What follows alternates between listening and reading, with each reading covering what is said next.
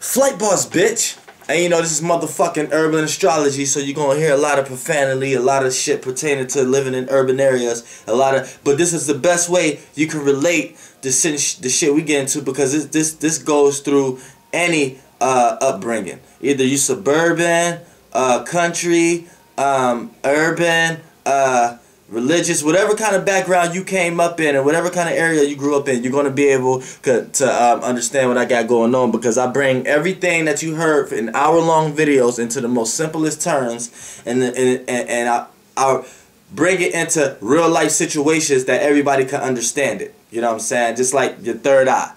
People want to over-exaggerate it with 10,000 videos of it for 3 hours long, when really it's just whatever you realize. Your real eye. Realize. You know what I'm saying? There's certain words we can't even help but to use for certain shit, because it is what it is. Our chakras, these are shits we do every day. But if you're not aware that you're doing it, you could be took over by other beings. Okay, now look, this is the third motherfucking installment, or second. I think we talked about the houses.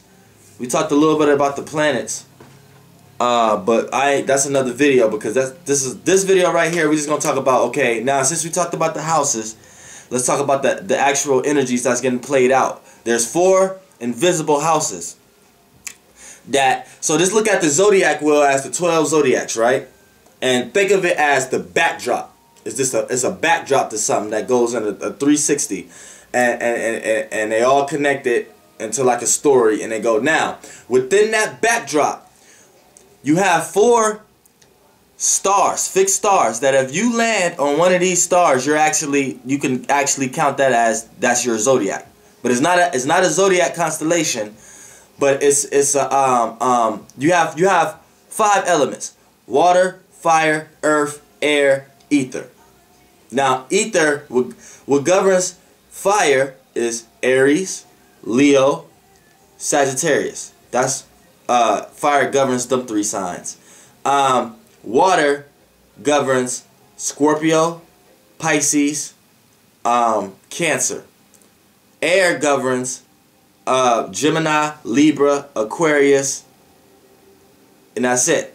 And Earth governs Virgo, Capricorn, Taurus. Alright, now ether governs 4 fixed stars. Now, in this way, it's like, for the sake of argument, you know how we call the sun and the moon a planet, which they're actual stars. We're gonna do that, like adding these. We're gonna say these basically constellations, but they're not constellations. What they are is actually splitting. Now, like I said, look at the 12 zodiacs as a backdrop. Now look at these 4 fixed stars as separating the 12 zodiacs into 4 sections, like a pie. So say the zodiac wheel is a pie. It's getting cut into 4 sections. These 4 sections is the actual now, and these are 4 invisible houses.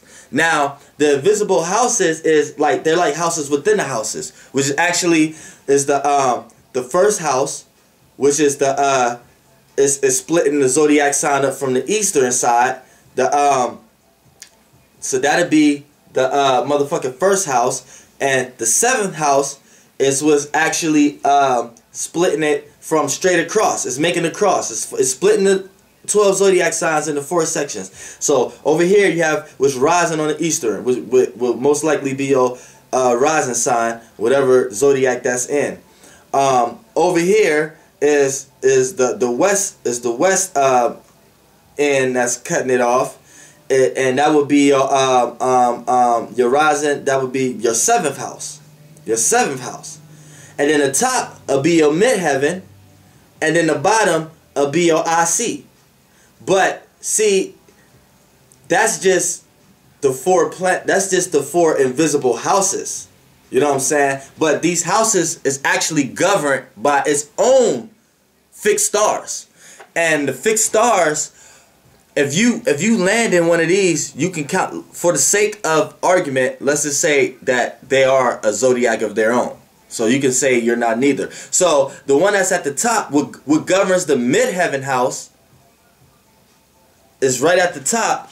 That would be motherfucking the Watcher of the North, and the Watcher of the North is Regulus.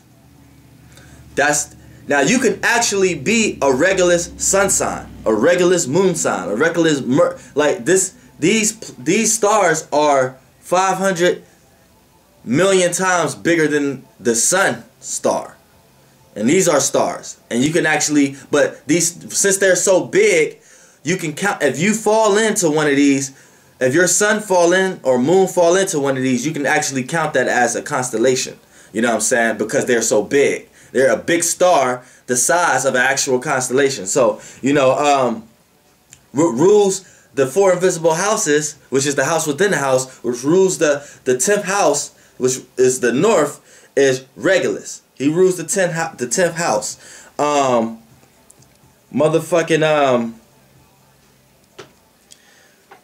Foremohalt rules the IC. So he rules the 4th house. So he's at the bottom. Like, remind you, they're making a cross. They're making a cross.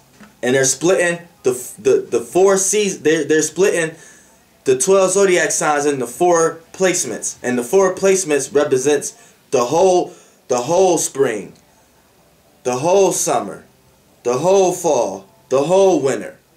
You know what I'm saying? And then when you get into the mutable signs, the cardinal signs, and the mutable cardinal signs and the fixed signs, you're gonna have a cardinal, fixed, and mutable sign within one with that will hold the stability of that whole spring. And the whole spring is governed by the you know what I'm saying, the motherfucking ether star. You know what I'm saying? And the ether star will govern them 3 to govern that whole season. You know what I'm saying? And it's 4 seasons. So it's 4. That's why it's 6. You can count it as a zodiac, like it's 16 zodiacs. It's 12 zodiac signs as a backdrop, but it's 16 because it's a visible 4, and it's a visible 4 houses. Now the other houses is the eastern and the western. So what controls your first house? What governs the first house is motherfucking one second. Okay, what governs the eastern house is motherfucking Aldebaran. Aldebaran, however you want to describe. You could Aldebaran.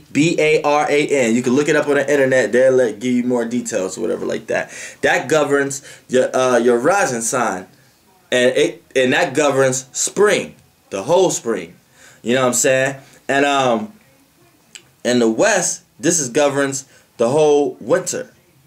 It governs the whole winter. No, the whole fall. And this would govern the whole fall. Foremohalt governs the whole winter, but Antares governs the whole fall. And Antares is the Watcher of the West. It's the Watcher of the West. So you know what I'm saying? That governs your 7th house. Basically, it governs the 7th house. So your first house is governed by Aldebaran. Your 4th, that's your first house. Your first house. So what's opposite from your first house is the 7th house, which your 7th house is governed by Antares. Then your midheaven, which is your 10th house, is governed by Regulus. And then your IC is governed by Foremohalt, which is your 4th house. So now that we got that out the way, if you fall into one of these, okay, that's another video. But right now we just getting into the certain shit right now. All right. So now you got 4 invisible houses and 4 constellations. Well, they're actually fixed stars, but since they're so big, if you fall into one of these, you can actually be like your Mercury can actually be that sign. You know what I'm saying? That sign. So if, check it out, say you was born Okay, you got Aries.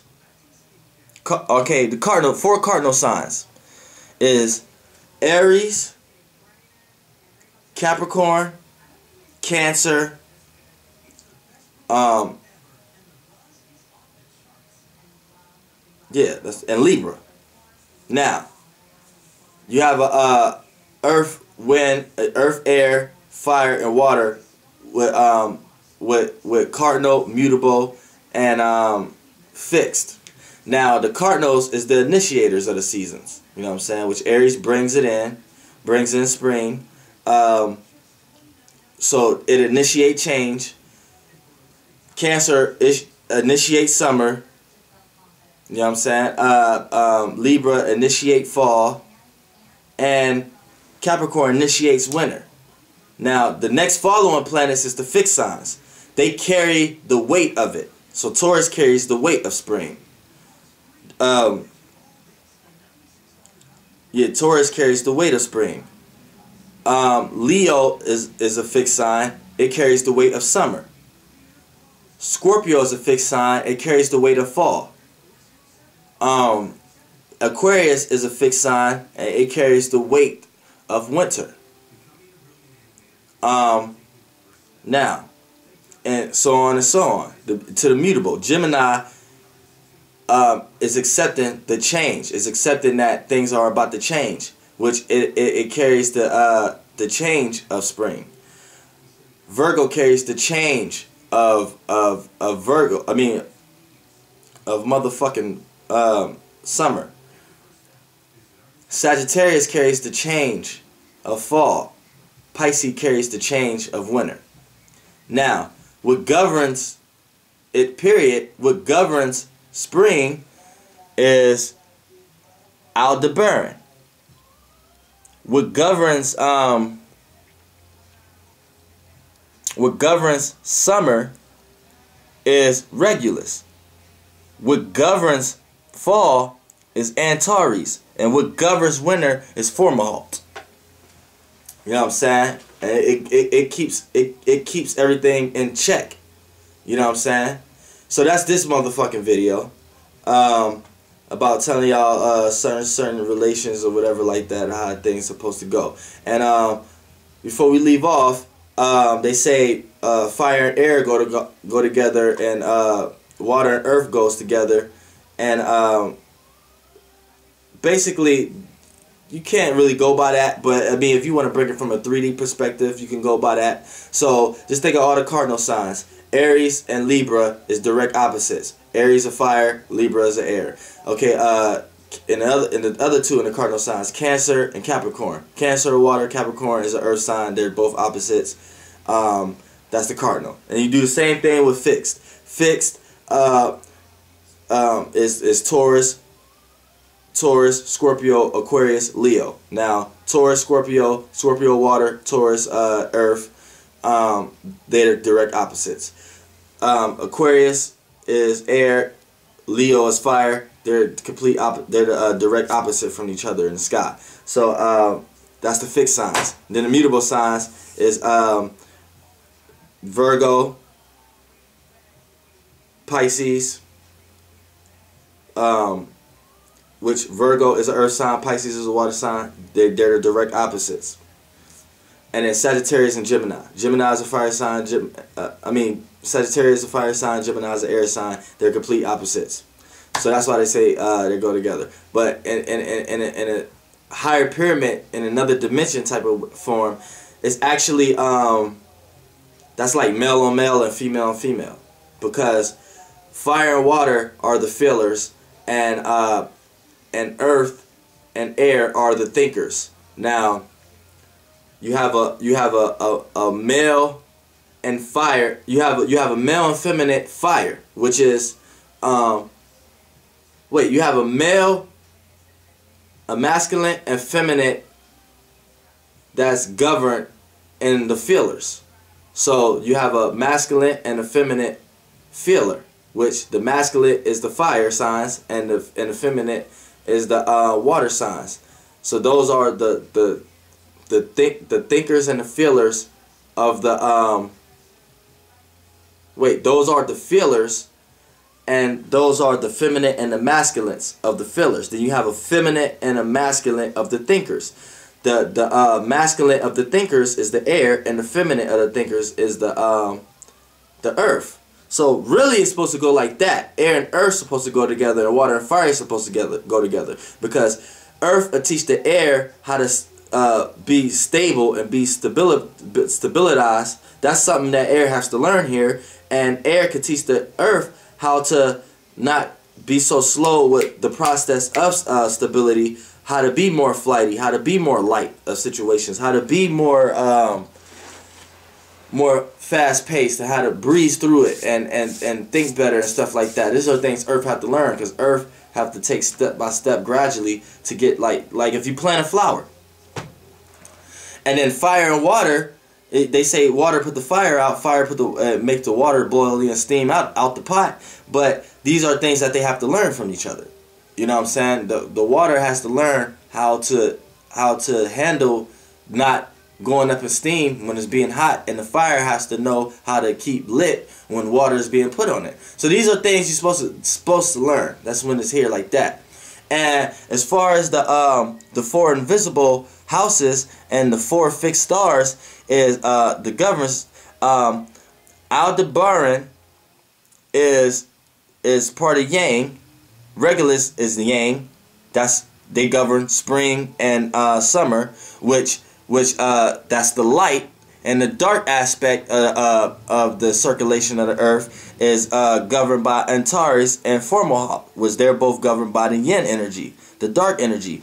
And you have a feeler and a thinker in the dark and the light. You know what I'm saying? With the light, you have a thinker and a feeler. The Aldebaran is the thinker, and the Regulus is the feeler. So the summer is more the feeling of it, and the spring is more the thought of it being hot outside. And then and seeing the light and things growing, and before it fully growing in and starting to grow. It's like, you know what I'm saying? Then you have the filler, and Antares is the masculine of the dark aspect, and Fomalhaut is the feminine of the dark aspect, and they're both governed because it's governed by yin. So Antares brings in the feeling of fall, which everything is falling, and Fomalhaut brings in the actual winter after everything have already fell. So it's the thinker of it. You know what I'm saying? It's the thought of it being already in the process, and it's the feminine of it. So you know what I'm saying? That's just a little quick analysis on that. We're gonna get into another video. Flightboss, bitch.